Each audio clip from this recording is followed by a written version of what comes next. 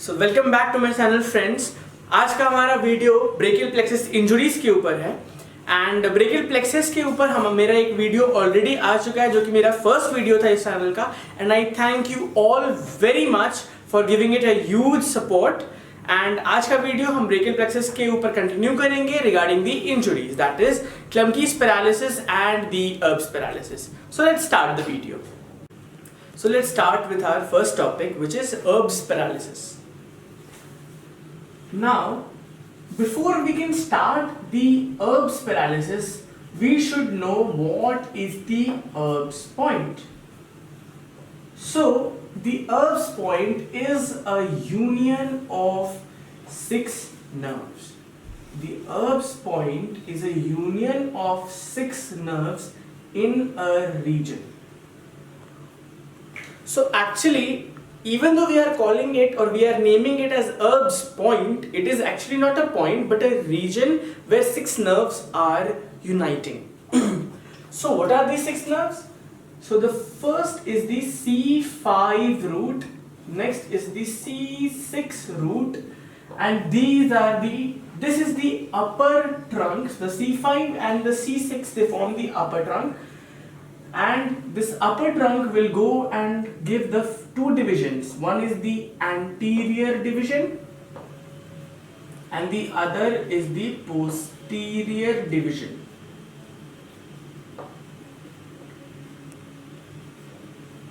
Also, the upper trunk will give two branches. So the two branches will be the nerve to subclavius, nerve to the subclavius muscle, and the dorsal scapular nerve.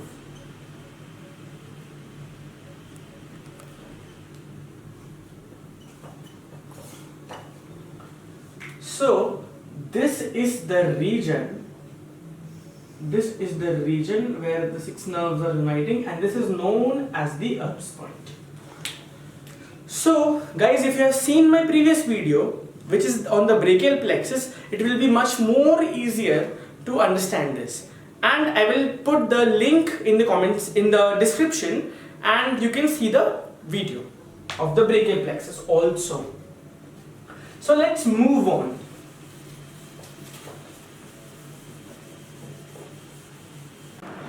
So now let us discuss the various muscles which will be affected or which will be paralyzed due to the Erb's paralysis or due to the Erb's palsy, and simultaneously side by side we will discuss the actions lost due to these muscle injuries. So we will discuss both of these things simultaneously. The first muscle that I will discuss is the supraspinatus. Now, supraspinatus, and another is the deltoid. Now, if supraspinatus and deltoid are paralyzed, the action that is lost is the abduction. So, abduction of arm is lost. Abduction of arm is lost. Next, if the infraspinatus muscle is paralyzed, since there is the paralysis of infraspinatus, it will lead to the loss of external rotation. Loss of external rotation of upper limb.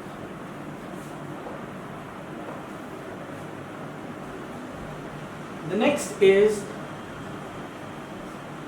biceps brachii and brachialis.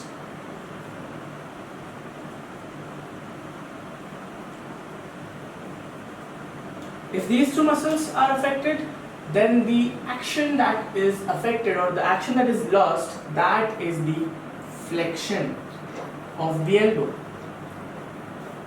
Flexion of the elbow. And the last but not the least if the action of the supinator muscle that is affected, that is if supinator affected, that will lead to loss of supination of the forearm. Supination of forearm. So what are the functions that are lost? If you look at this table, if the supraspinatus and deltoid, these two are affected, so the person will not be able to abduct the arm. If the infraspinatus is affected, external rotation of the arm will be lost. If biceps brachii and brachialis are affected, flexion of the elbow is lost. And supinator failure leads to the supination of the forearm lost. So that means we won't be able to supinate the forearm. This is pronation, this is supination. So supination will be lost. Now let us discuss what will be the attitude of the arm, of the upper limb actually. So let us discuss the attitude of the upper limb if there is Erb's paralysis. The attitude is known as the policeman's tip hand or the waiter's tip hand or the porter's tip hand.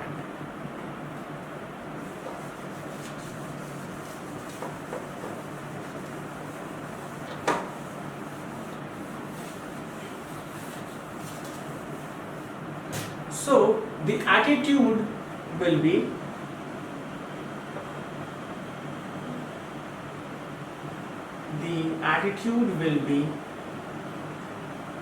policeman's tip hand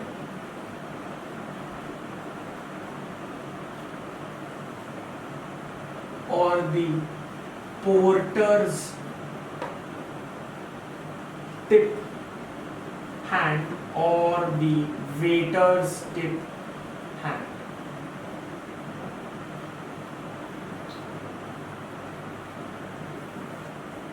Okay, so what is the different part happening? What is the happening at the different parts? So since we have lost the external rotation, then the limb is internally rotated. The limb is internally rotated. Also, flexion of the elbow is lost. So the elbow will be extended.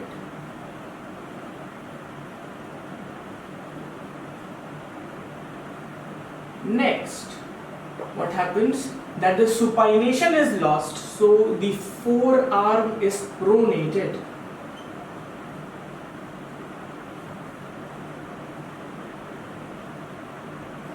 And last but not the least, very important, since we have lost the abduction of the arm, it will be adducted. So arm is adducted.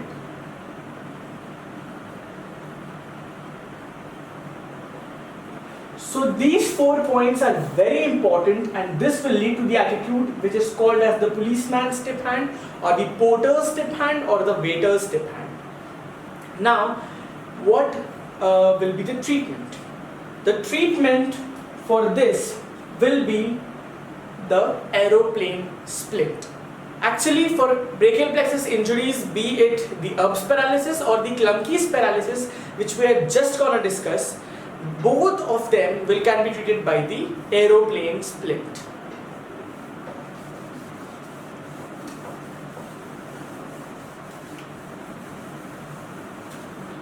So now let us start the Klumpke's paralysis. It is a short topic but a very important topic. So Klumpke's paralysis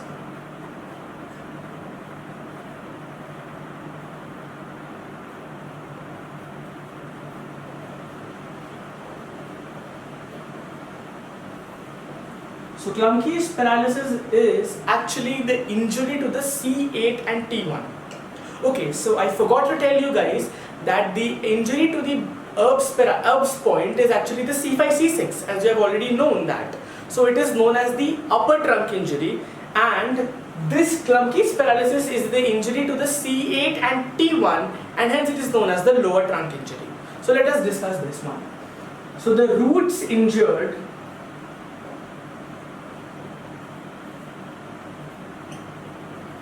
are C8 and T1.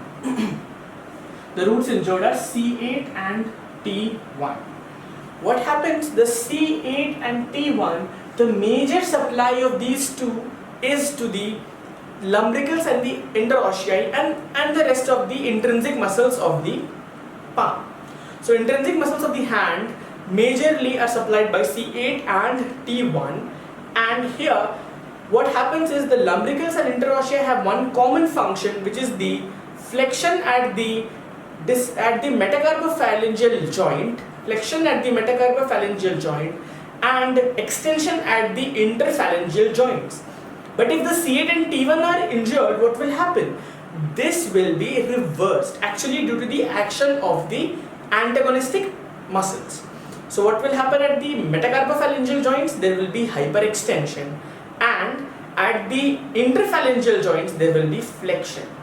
So this will lead to the claw hand appearance, and which is a complete claw hand appearance because both the median and ulnar nerve and the root C8 and T1 completely are injured. So this is the complete claw hand will be the feature of the Klumpke's paralysis. So because C8 and T1, due to the injury, the metacarpophalangeal joints, they are hyperextended. Metacarpophalangeal joints are hyperextended, and the interphalangeal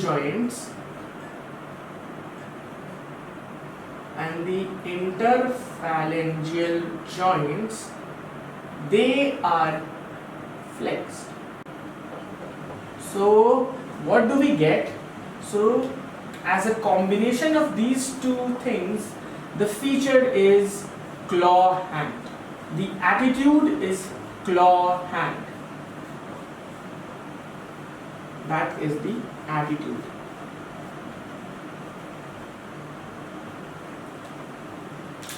Okay, so this is the claw hand, flexion at the interphalangeal joints and hyperextension at the metacarpophalangeal joints. Apart from this, what are the other features we can see at Klumpke's paralysis? So the other features will be as follows. One is, as I have already told, is claw hand. We are discussing the features of Klumpke's paralysis. One is claw hand. I have discussed how it is happening. Apart from that, there will be loss of sensory supply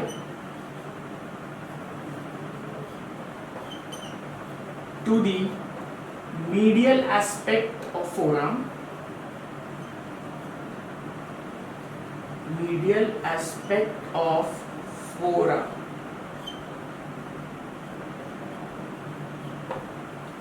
ठीक है? So these are the two important features.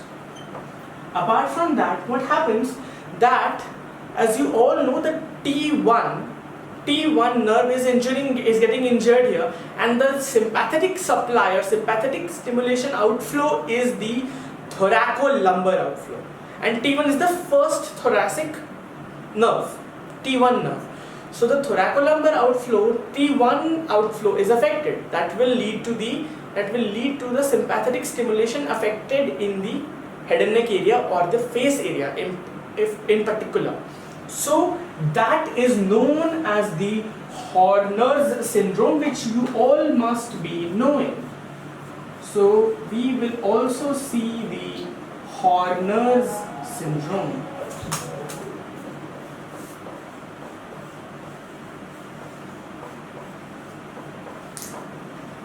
That is the third point. We will see the Horner's syndrome. Okay, now I'll tell you the points that are in the Horner's syndrome. In the Horner's syndrome, there is ptosis, then anhydrosis,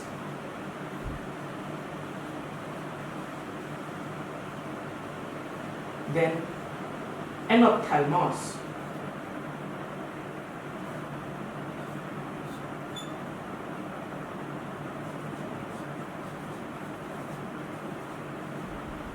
ptosis, anhidrosis, enophthalmos, and one more point, that is meiosis. So these 4 points together, they will give the Horner's syndrome.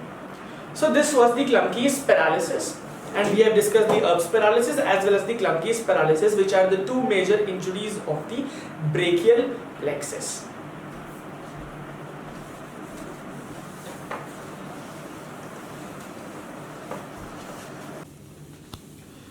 Okay, so let us discuss the splint. So if we have to treat this, we need a splint. So splint for the brachial plexus injuries. The splint for the brachial plexus injuries, that is the aeroplane splint. So what is the splint? The splint is known as the aeroplane splint.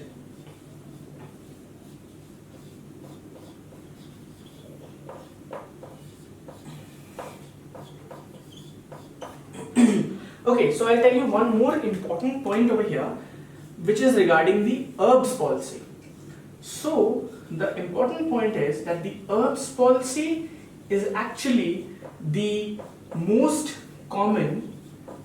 It is the most common nerve injury. It is the most common nerve injury associated with